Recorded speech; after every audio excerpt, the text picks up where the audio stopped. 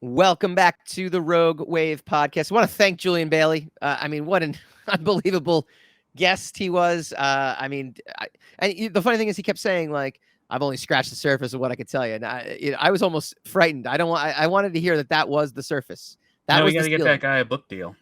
Oh, we without a doubt. we got to get him a Rogue Wave book deal.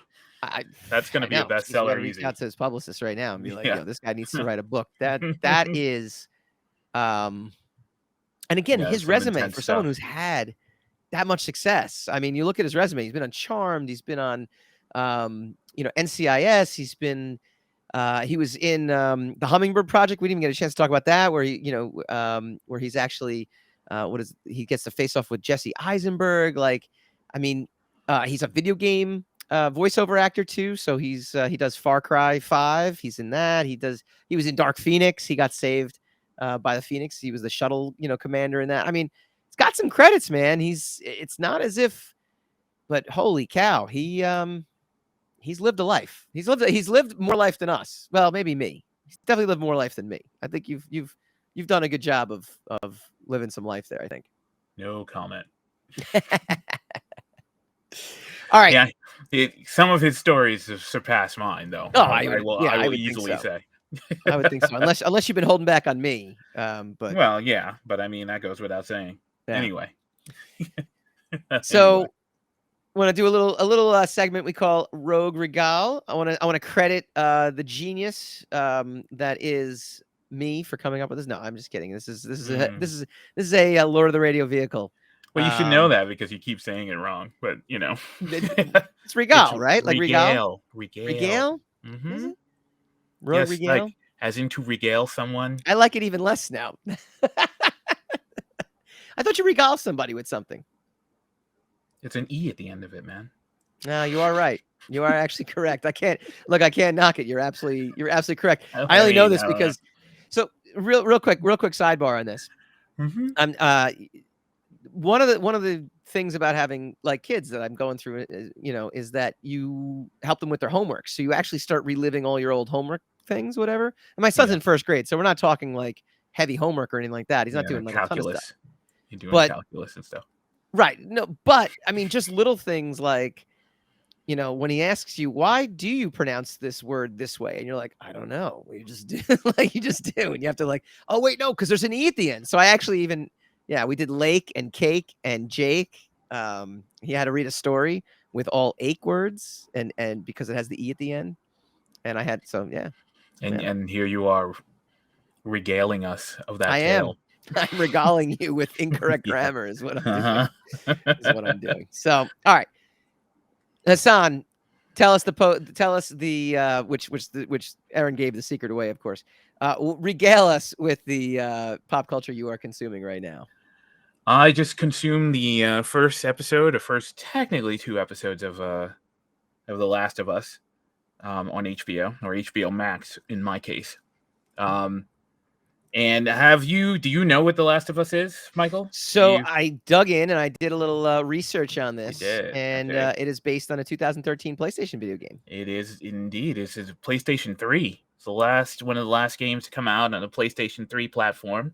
Okay. Before the debut PlayStation 4, of course. Yeah. That's because 4 follows 3. So it was a huge hit. It was a runaway hit. It revolutionized the entire AAA narrative gameplay industry. Just recently, 2 years ago, I think 2019, the sequel to The Last of Us Part 2 came out to much controversy. But we're not talking about that. We're talking about the television show that is based on. That's a well. That is a deep. That's like a rabbit hole, my friend. I was gonna say, yeah. That's another show. That's a whole. Yeah.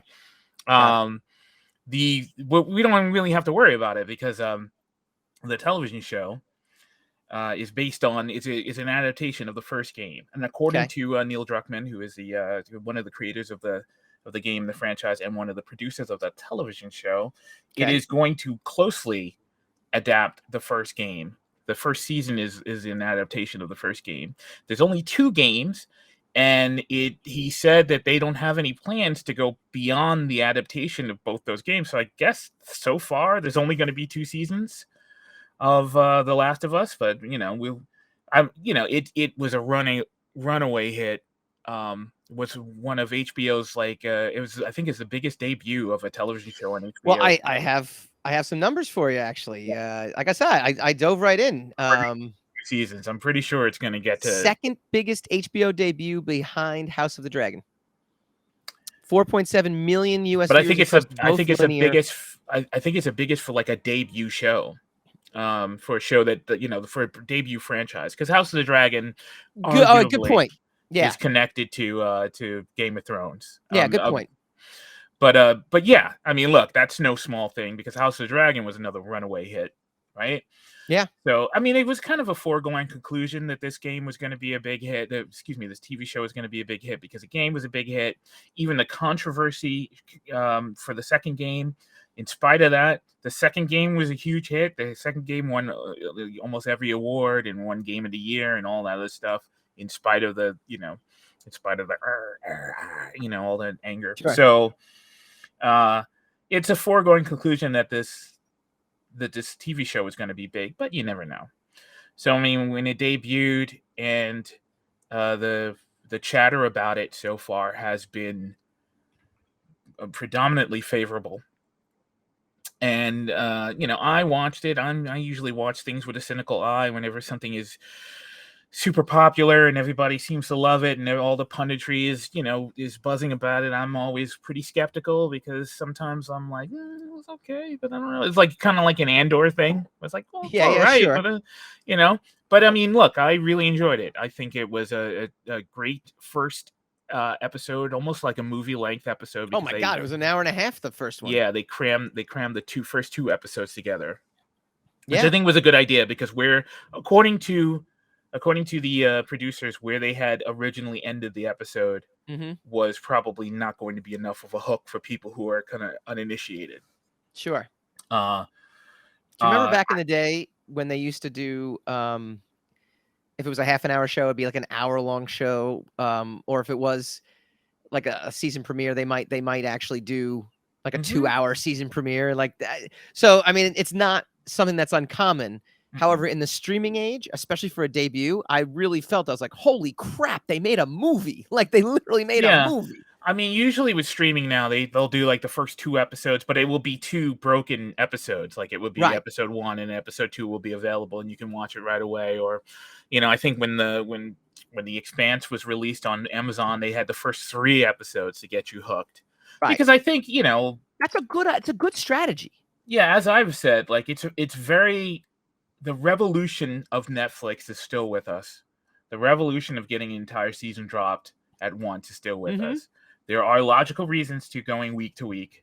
Yeah. I understand them. Especially for trending and streaming and all that other stuff that's important, and having people discuss these things over and over again. But you do have to, if you're going to do week to week, with our attention spans as to what it is today. Yeah, you definitely do have to give us enough of a hook, and so usually the first 3 episodes is enough, which is weird because if you're only talking about 8 episodes or whatever, although I do think The Last of Us is going a full 10 episodes for this season, but if you're only talking 8 episodes and you do the first 3, you only have 5 weeks left to try to trend, or if you do the first 2 episodes, you only have 6 weeks left to trend. So it's kind of a weird thing where it's still here today, gone tomorrow kind of situation, but you work with what you got. Really good, really exceptional piece of television, I thought. Very intriguing ending that they had. Post-apocalyptic dystopian future with wasteland-like aesthetics of ruined cities and fallen buildings and abandoned cars and overgrown shrubbery everywhere. That always works. And then this is also an entry in the zombie genre, although it's got its own serious spin on it because they're not technically zombies. It felt like The Walking Dead meets World War Z. Oh, it definitely takes its cues from No, no, that look, it whole has to. genre. I mean, that's the thing they were kinda saying. I think the only thing that sets it apart is just I really enjoyed the opening, you know segue into introduction into it where they're in 1968 and the guy explains exactly what's gonna happen, so it's not like Mhm. there's it was very easy Which to is pick up. which is an add-on to the show that's not in the game. That sequence is not in the game. Yeah, Because I guess that was a very clever way of explaining the situation in narrative, without having a voiceover or sure. some kind of text at the beginning. The A lot of the sequences in the very beginning with Joel's daughter was added on. How she was at the Mhm. neighbor's house and you see the neighbor freaking out, uh, Right.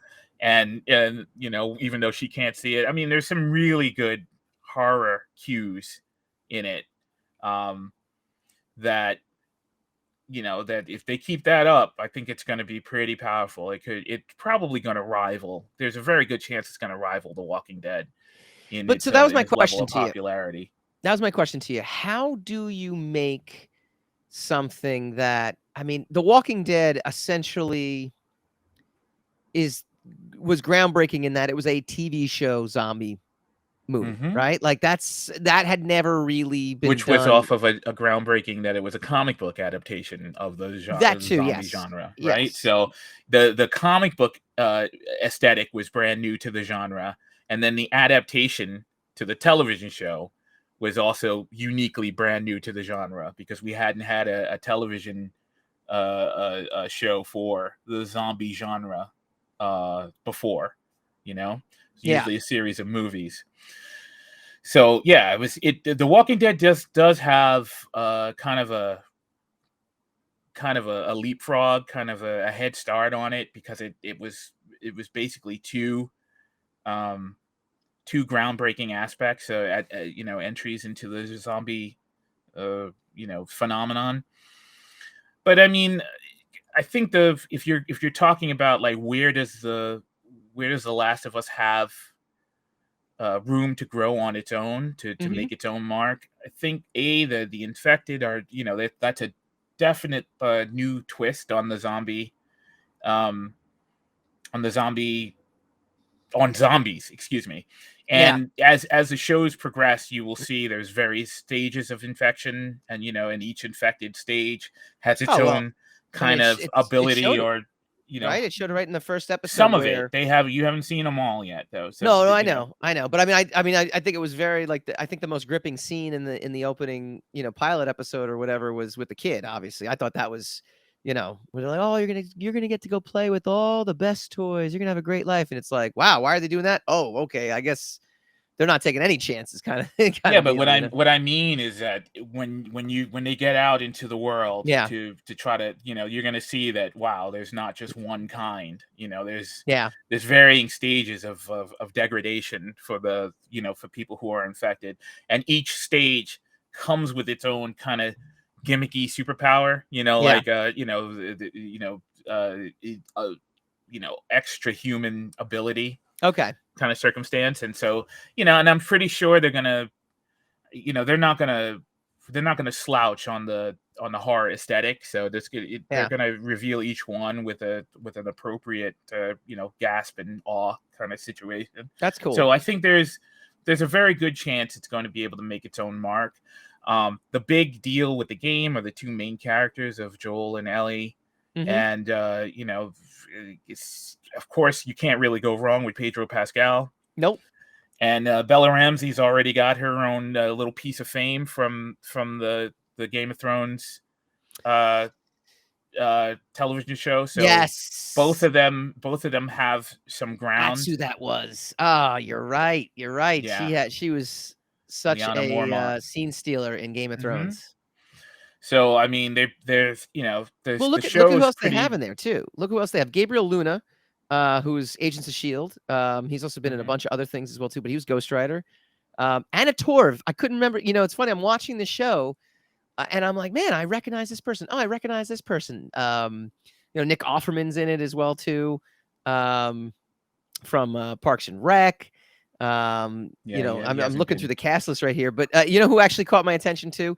Did you ever watch Silicon Valley on HBO? No, I did not. Oh, I highly recommend it. That is a recommendation to binge. It is Well, an amazing you can show. regale me of that in I the will future days. regale you when you take the time to do it. Um, but Never fail to sound as ignorant as humanly possible. I think I worked out really well there, Yes, though. yes, it did. It did work out. Again, I well think it done. works out really well. Josh Brenner, he was Big Head in Silicon Valley, and I couldn't place him. I'm watching, and I'm like, I know this actor. He's the host at the beginning, the Mm-hmm. opening Mm-hmm. scenes, and I thought that was pretty cool. And I was like, oh man, where do I know this guy from? Yeah, I have to start doing some digging. Both But Anna the voice Torv. actors from the game are actually in the show Oh, that's somewhere. cool. They're in it. They haven't debuted yet, but they're in it. And I think I think they also do a podcast for it. They're I mean it's a full Yes. rollout for all of this. Yeah. So No, I think it definitely is. Now, one of the things as we're watching the trailer over here, Pedro Pascal is like, I mean, what an MVP this guy is, right? I mean, yeah, and what a week he's he's living having, his by the best way. life. He's doing his he's on top of the world right now. Right. He's Um, almost in Tom Cruise territory for being like an entity all to himself, a brand all to himself. He's so this is close going to to sound that. crazy, Hassan. This is going to sound crazy, but he played Oberlin Martell in Game of Thrones, and that was obviously his big breakout, right? Yeah. Okay. Right. That was Fair. his. That's where or I mean, he was in that the got his attention. Kingsmen. That He got was people's in. attention, right? Yeah. Okay. What I'll say though is his breakout role for me to where Mm-hmm. all of a sudden I thought he could I thought he's and this is going to sound ridiculous and trust me I it does sound ridiculous because it wasn't necessarily as the performance that was so great. It was Maxwell Lord in Wonder Woman 1984.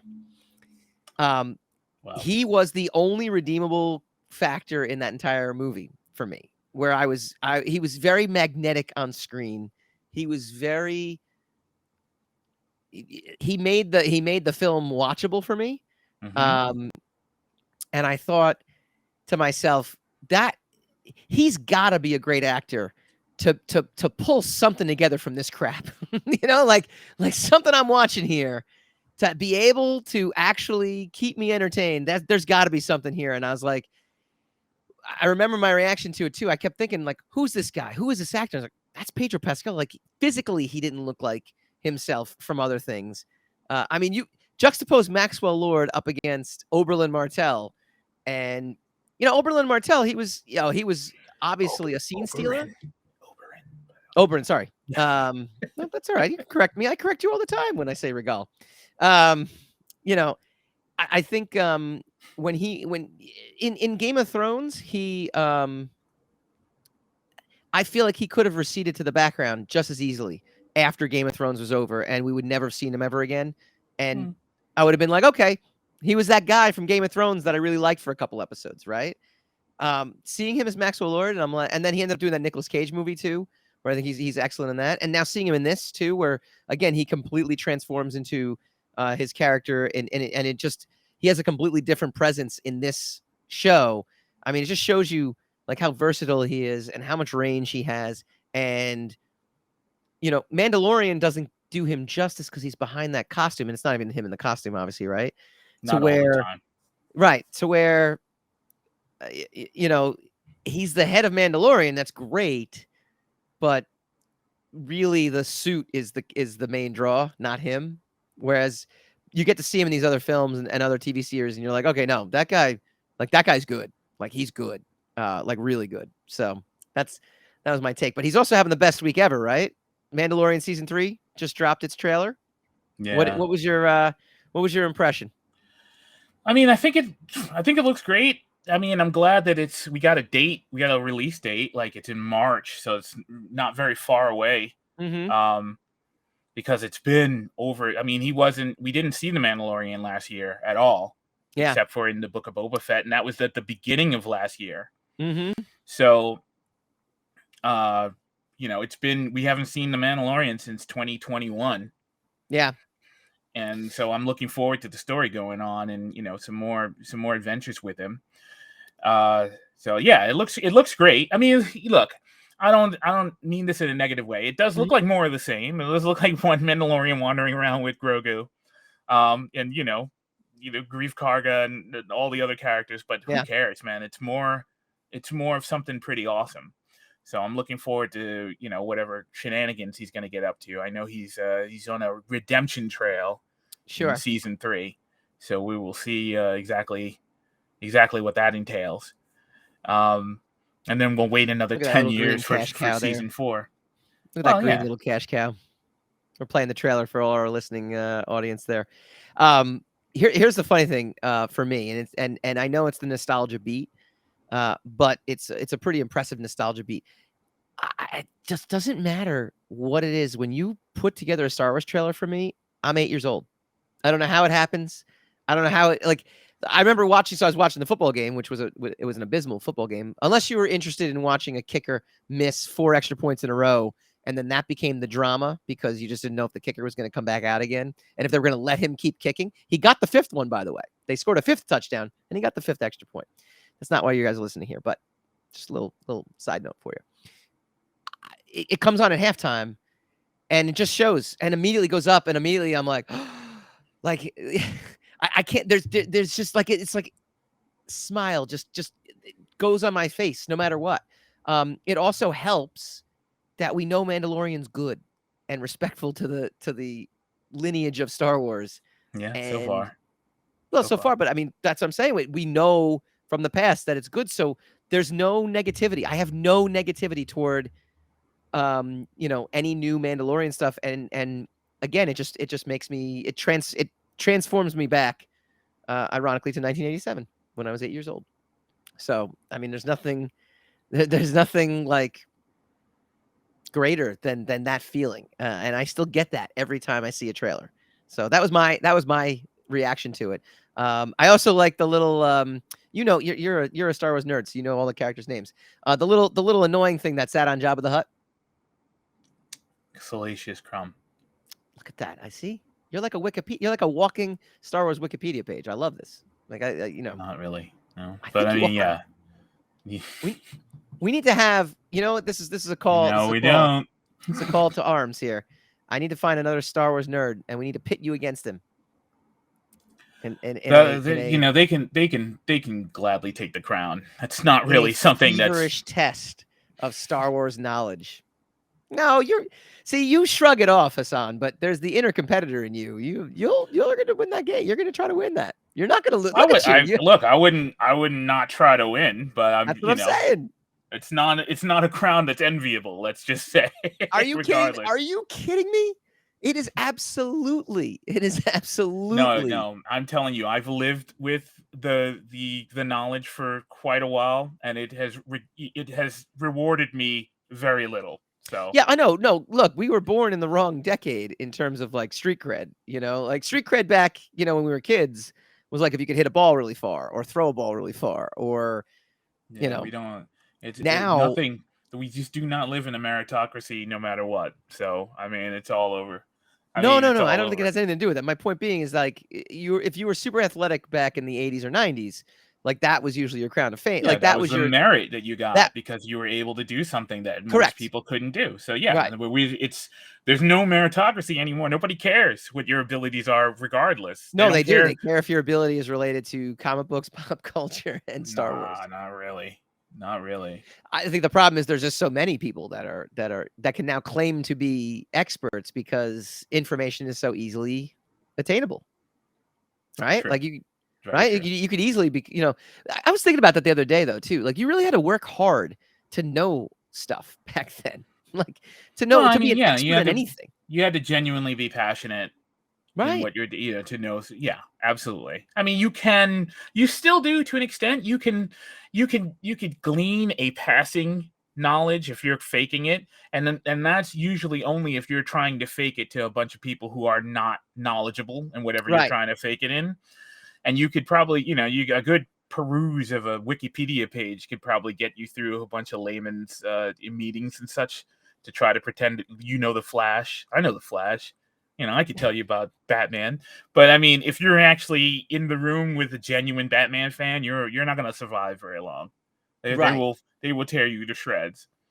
So, but yeah, we do live in an age where there's a lot of false prophets. I agree with you, but I don't know. It doesn't seem. It's still knowledge of these like niche things doesn't. You know, that's Do you know all what? it is. It's just wonderful knowledge of things that are niche. Nobody really. You don't get a Well, reward for any of it anymore. no, but I will say this: the one saving grace, if you do want to become an expert and be deemed the expert, even though there's a flood of information that's accessible to everybody now, is that this generation has got to be very lazy. Um, so you have the ability, and I'll tell you what I mean by that in a second. You have the ability to work harder and acquire more knowledge and be more thorough if you choose to, because I was reading this article on the Beat website about the sales chart, the Diamond sales chart. It's like they don't release it anymore now that all the publishers split.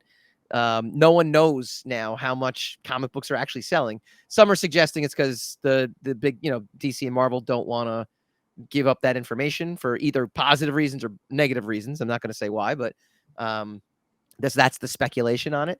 But they talked about how there was an article on CBR. Um, the topic has come up in a few places, and so this is comic book resources has kind of gone downhill over an agrarious piece called "10 Best-Selling DC Comics of All Time Ranked" that only went back a decade.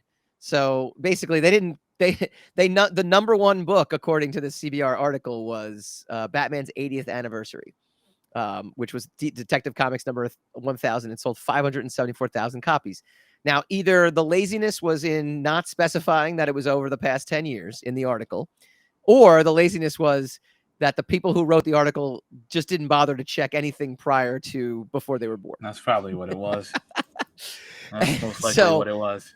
there's also, I mean, that's the funny part too, because I think there's also an article they said, from Screen Rant, which is still up, by the way, the 10 best-selling Image comics of all time, which is, again, a great clickbait headline.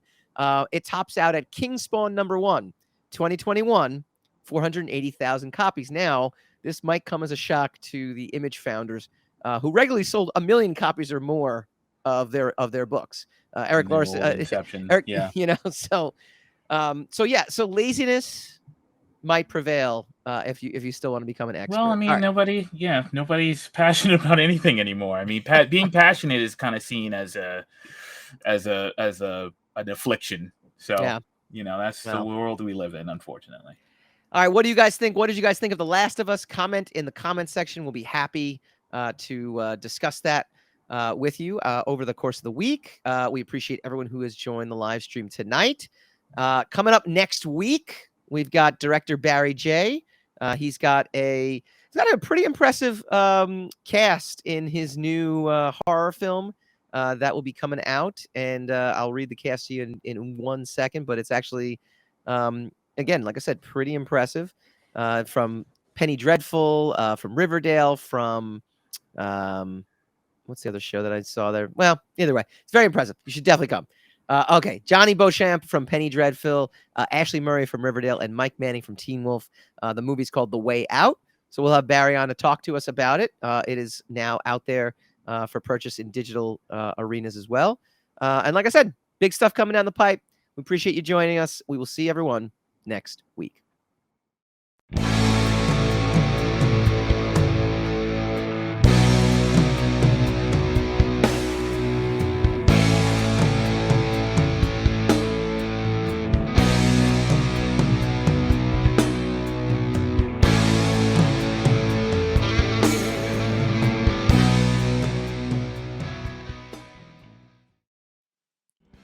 Hi guys, Mike Dolce here from the Rogue Wave podcast. If you like this video, please feel free to like, share, subscribe, all that fun stuff. It really helps us out. Leave a comment, let us know what you'd like to see in future episodes, and tune in every Wednesday night, 8 p.m. Eastern, for a brand new episode of the Rogue Wave podcast.